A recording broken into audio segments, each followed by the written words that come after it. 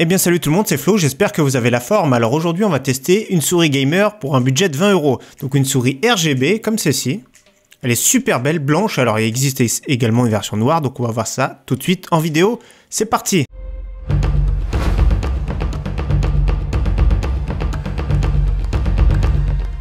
Alors, vous voyez, j'ai éteint la lumière pour qu'on puisse voir mieux. Donc c'est une souris qui coûte 20 € chez Amazon que j'ai trouvé. Donc j'ai voulu l'acheter, j'ai voulu la tester spécialement pour vous.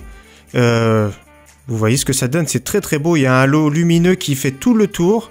Ici on regarde, la caméra n'est pas de top qualité, mais bon, peut-être que plus tard dans les mois à venir on aura de la meilleure qualité. Donc voilà, donc blanche, magnifique, pour les droitiers avec deux boutons sur les côtés. Je rallume la lumière. Donc voilà, deux boutons sur les côtés sympathiques, c'est réservé aux droitiers. Au-dessus, nous avons le réglage des DPI.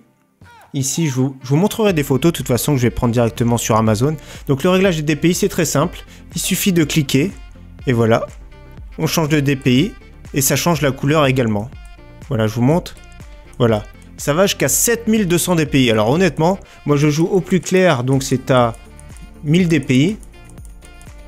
Donc je l'ai testé ce week-end. Je l'ai testé ce week-end parce que franchement, j'avais pas envie de vous présenter une souris que j'avais pas testée.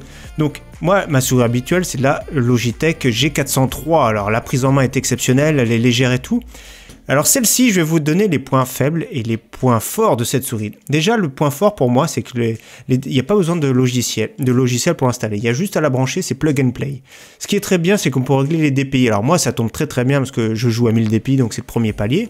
On peut choisir les paliers à la volée. Une fois que c'est réglé, que vous avez votre palier, après on s'en fout de ce bouton-là. Alors sous les côtés, il y a deux boutons, donc malheureusement, c'est pas programmable, donc c'est un point faible.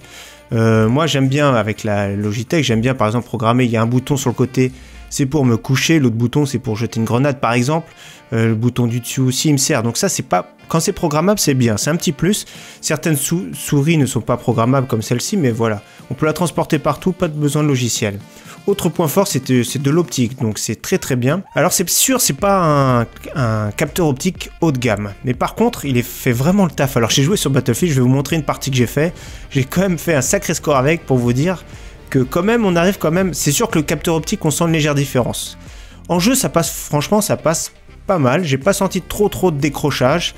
Après, le point faible de cette souris, donc est réservé aux droitiers, mais c'est au niveau de l'ergonomie. L'ergonomie, ici c'est un petit peu gêne, c'est un peu l'angle est un peu trop prononcé pour moi, je suis habitué à avoir un angle, c'est-à-dire que ça va gêner un petit peu sur le côté de la main ici. Voilà, c'est tout. Après la prise en main n'est pas exceptionnelle, mais il faut pas avoir des petites mains pour cette souris. Voilà, je déconseille aux petites mains. Autre chose, le câble, c'est pas un câble tressé, donc c'est assez raide quand même au final, donc ça peut être un petit peu dérangeant. Et il est un petit peu court, donc moi j'ai rajouté une petite rallonge pour pouvoir le mettre, comparativement au câble de la Logitech G403. Qui est tressé et assez souple. Donc voilà, hormis ça, franchement, pour le prix, je suis même impressionné qu'elle soit super efficace. Elle est très efficace, elle est très jolie. Et franchement, je vous mets en plus des vidéos qu'on voit très bien que le RGB est vraiment magnifique. Alors, j'ai choisi de prendre une souris blanche. Elle existe aussi également en noir parce que je vais vous faire gagner prochainement. J'avais présenté clavier mécanique blanc, donc on a la souris blanche. Donc dans une prochaine vidéo qui arrivera dans quelques jours, je vous ferai gagner ça. Le pack clavier-souris. Je rajouterai un petit casque gamer, voilà, sympathique, et un tapis de souris Roccat que je vais vous mettre avec. Donc tout ça, ce sera gagné dans quelques jours, mais franchement, pour 20 €, je vous conseille vraiment cette souris. Pour 30 €, c'est sûr qu'on peut avoir des SteelSeries rivales, mais celle-ci, elle est quand même un cran au-dessus niveau design. Après, niveau capteur, elle fait le travail, attention, je dis bien qu'elle fait le travail, c'est pas le capteur haut de gamme du moment, ça c'est sûr pour 20 €, mais ça fait vraiment le travail et c'est vraiment très joli. En tout cas, j'espère que ce petit test vous aura plu, j'espère vous revoir très prochainement sur ma chaîne, merci à tous. Ciao, bye!